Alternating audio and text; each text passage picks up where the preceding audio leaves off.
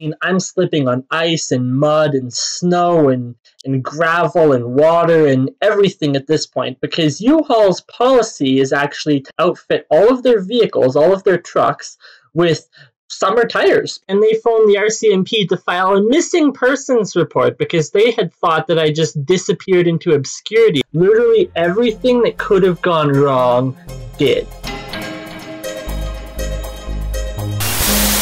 Ding dong YouTube, welcome back to the channel. The Jobless Coder here, and as you can tell, I'm now back home at my parents' place. Yeah, it's nice in its own self because I don't have to worry about rent anymore or the cost of food, but it comes with its downsides because I'm not even gonna sugarcoat it. This house is a literal mental health death trap. My parents are hoarders, and so the house, I mean, I'm literally talking boxes stacked to the ceiling. You can't see the floor. There's so much shit on it.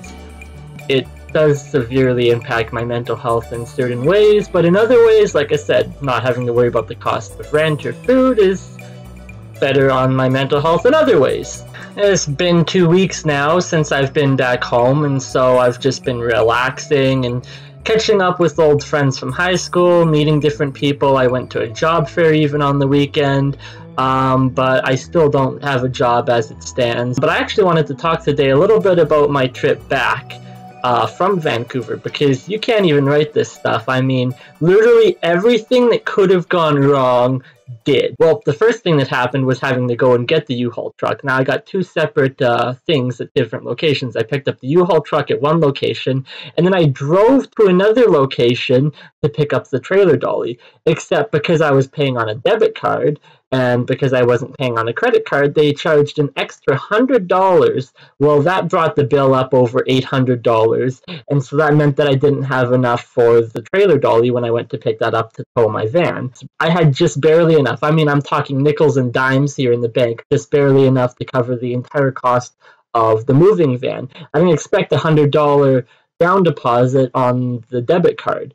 So then I go over to pick it up, and I don't have the money, so my parents, they don't have online banking, they can't send me the money, so in a frantic last-ditch effort, they phoned up my grade 1 teacher, who happens to be an old family friend, and he sent me an e-transfer, and that was able to get the money in my account, and that was literally the only way that I was able to get back home. So then I spent the next couple days packing, and I had basically been up for like 2 or 3 days at this point. I think the most I got was maybe 3 or 4 hours of sleep over 3 days, because I'd been up all night just packing shit and moving it into the back of the U-Haul van. First, in the morning, I had to run down to the storage unit where my van was held to pick that up. I had to go get a battery first to go in and put that in the van so it would start, drive it onto the dolly, and then tow that back. Then I had to rush downtown Vancouver, and at that point, I basically had to park the entire unit, the U-Haul with the van, in some back alleyway near Braid Station in Vancouver, because I needed to take the SkyTrain downtown and go to one of the outreach centers down near Hastings Street so that I could get some money for the move, because they were actually helping partially with the move. Meanwhile, my landlord keeps phoning me wondering why I'm not at the house cleaning up, and I'm like, I got stuff I need to do. I can't be at the house right now. So then my mom calls her and basically tells her, look, he's really busy, he's under a lot of stress, he's going to be back later tonight to clean up the house. So this is right about the time when things start to go sideways, is that I told my parents that I was going to check in with them. Got back to the house. I grabbed the U-Haul from Braid Station, took it back to the house in Burnaby, and I was supposed to phone and check in with my parents, but I wasn't given 5 minutes to do so before my landlord starts breathing fire down my neck about cleaning up the house. So I went downstairs, and she's literally like standing over my shoulder as I'm scrubbing the floor on my hands and knees,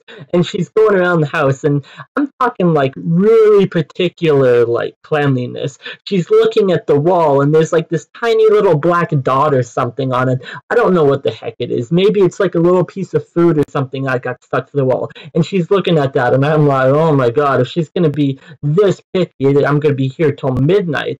And so I had to clean out the fridge, and I had to clean up the stove, and in the bathroom, and the sink, and everything like that. So I'm scrubbing away, and she's running around and causing all kinds of chaos, and and stress and anxiety. It was not very fun having this person standing over my shoulders. I'm scrubbing the floor. And so I felt like I was being held hostage in her house. And meanwhile, my parents, after going hours without any word from me, actually went and they phoned the RCMP to file a missing persons report because they had thought that I just disappeared into obscurity at that point. They had phoned my landlord several times and said, hey, let us know when he gets back to the house. Well, she never responded to their messages or phone calls, so they just assumed that I wasn't at the house. So while I'm cleaning, the RCMP are tearing up the city trying to find me. By the time I got out of there about 7:30 and I called my parents to tell them where I was, it was like, oh, well, they have to go and now cancel this missing persons report. And I was like, holy shit, I can't believe they went and filed the report. But I was supposed to check in with them, and I wasn't given the allowance to do so by my landlord. Now, that night, some of my friends were actually hosting a movie/party night of some kind, and I wanted to go by their house one last time to say goodbye. So at that point, I was still wanted to go over to the party for a couple hours, and because I hadn't gotten very much sleep, by doing so, I could actually sleep a couple hours at my friend's place and then have one of my friends wake me up. But I got over there, and it was after 8 at this point now. I didn't get the memo, however, that apparently the landlord for this party house scheduled the last-minute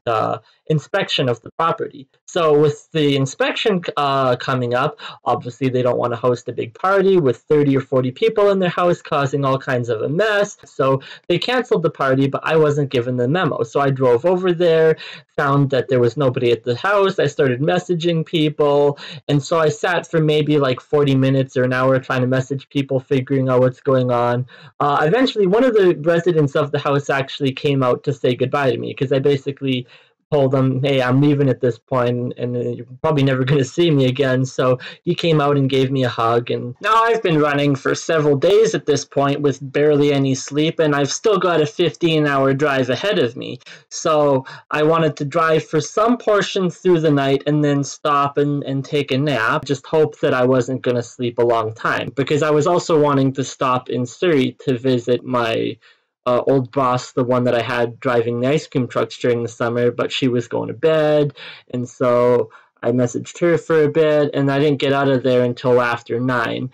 And I ended up in Chilliwack maybe an hour and a half later, and that was an interesting drive, because at that point I was starting to literally see stuff on the road that wasn't even there. I was starting to hallucinate, and I was like, okay, this is getting dangerous. I need to get off the road as soon as I can. So I pulled over in some shopping mall in Chilliwack. It was 10 that I got into Chilliwack. I left Vancouver around 9, got into Chilliwack at 10. I slept for about an hour and was woken up again at 11 by a security guard who told me, oh, you can't sleep in the parking lot of the mall. He told me, well, I can't stay in this location of the parking lot because another security guard will be coming by at midnight and he'll probably also wake me up. But he told me there's some far location of the parking lot at the mall where the Sears used to be and nobody goes over there and security doesn't bother to check it anyways, so I can go over there and park. So I drove the truck and everything over to the other side of the parking lot, and then I went to bed, and this was about 11:30 or close to midnight that I fell asleep,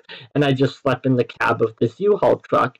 And when I woke up, it was 7 or 7:30 in the morning, and I was like, oh, great. I wanted to be in Kamloops for the night and sleep there, and then I wanted to be almost to Alberta by the time it was going to be morning. I only wanted to sleep for about 3 hours, and for most people you think that sounds crazy. I can operate functionally on 3 hours of sleep, and I was also under a huge time crunch because I had to be in Red Deer for before 5 p.m. Alberta time. So I only had a couple hours of a window to be able to sleep, which is why I wanted to sleep at my friend's house, but that wasn't an option. So get some breakfast, get some food, get some gas, and then I'm out on the road again, and then driving towards Kamloops. Now, in Kamloops, that's where I actually took a wrong turn.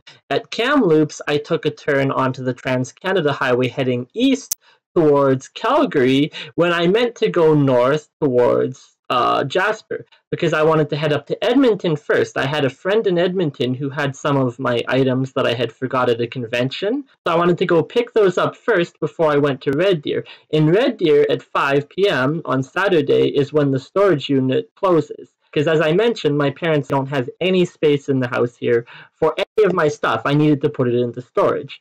I stopped in Sorrento once again to fuel up the truck. And in Sorrento is where I was pulling out of the gas station and I was messaging someone. So I didn't want to sit there and block the entire gas station. So I pulled out of the gas station, turned down a side road, and then I found this big grassy area or whatnot, and I pulled in there to stop for a second before I went out on the road. But the problem was it was on a hill and there was a ton of mud. So I was there maybe 10 minutes texting someone, and then I decided to go, and that's when I tried turning the truck around and going up the hill. Well, I got stuck in mud at that point. There was a car parked there, so I couldn't do a wide turn. It had to be a very short turn, and because of that, I ended up jackknifing the trailer. So now the truck is facing one direction, the trailer is facing another direction, and what happened was I tried putting it in reverse and backing up. Well, that started tilting my van, and what happened was the tire had actually come loose of the strap. The tire had come loose, free of the straps, and so the one tire came off of the dolly while the other was attached,